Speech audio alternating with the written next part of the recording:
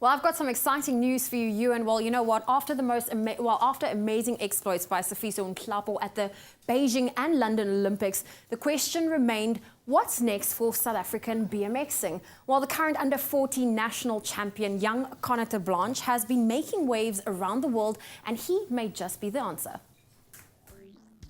Connor Terblanche is the African and South African under-14 BMX champion, and he's found a new home among the country's top young sportsmen at Glenwood High School, where he won a prestigious bursary. Being a board at Glenwood it's something special. I mean, I've only been here for 3 weeks, but I already have friends that I can see will be friends with me till I go out of school, and maybe even longer. I mean, you're there with the best of the best sportsmen in the country at their age groups or disciplines, whatever it might be. So it's something special. I fit in my BMX training I train here at school, at the gym, and every now and then when I get a chance. But I can go out once a week. I go out of the BE, my gran will come and pick me up, drop me off at the track where my coach is, and we'll probably train for about 2 to 3 hours. Then I'd probably eat dinner there, come back, and then continue with my work here. Boarding at school means Connor is far from his parents and brother who live abroad, but he has greater access to his coaches. I recruited Connor for rugby, first and foremost. I then heard about his ability on a BMX, which I've seen a few of his rides, and yes and no, it's breathtaking, to be honest.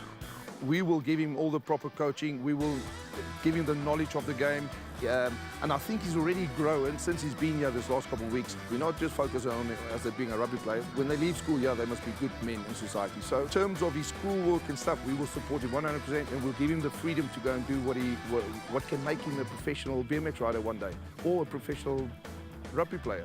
I can see a lot of good positive things happening for Connor Terblanche going forward. Connor has represented SA at World Championships every year for the past 5 years, and his coaching team believe he's got the focus and skill to achieve greatness. I've been coaching Connor now for the last 4 or 5 years. He was originally based in Johannesburg, and me being down here in Durban, I used to send him programs to Joburg.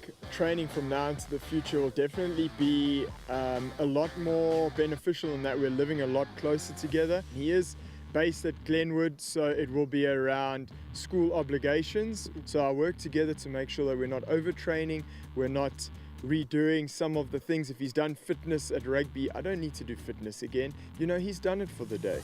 But the BMX specific skills, that's something that no matter what happens at school or what fitness he's done, that needs to be done every week, and that's something that we can always work on every single time that we are together at the BMX track. The only competitions you really prepare long-term for is like your world championships or nationals. When I'm doing that, TJ would give me a program, and then I'd start the program, say 6 weeks before, and the program gets gradually harder and harder. And then about a week before, 2 weeks before, it starts slowing down again, and then you start your skills stuff again, and your speed and your gate starts and the fine-tuning aspect of the racing again. That's pretty much how we prepare for competition here. Short-term goals, I'd like to get back into one of the top riders in the world for my age group.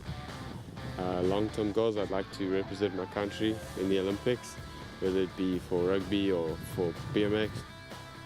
The advice I would give to anyone trying to pursue a career in sport, and then I'll refer to a quote from Conor McGregor, the MMA fighter. He said, if you're not putting in work, that's where doubt comes in.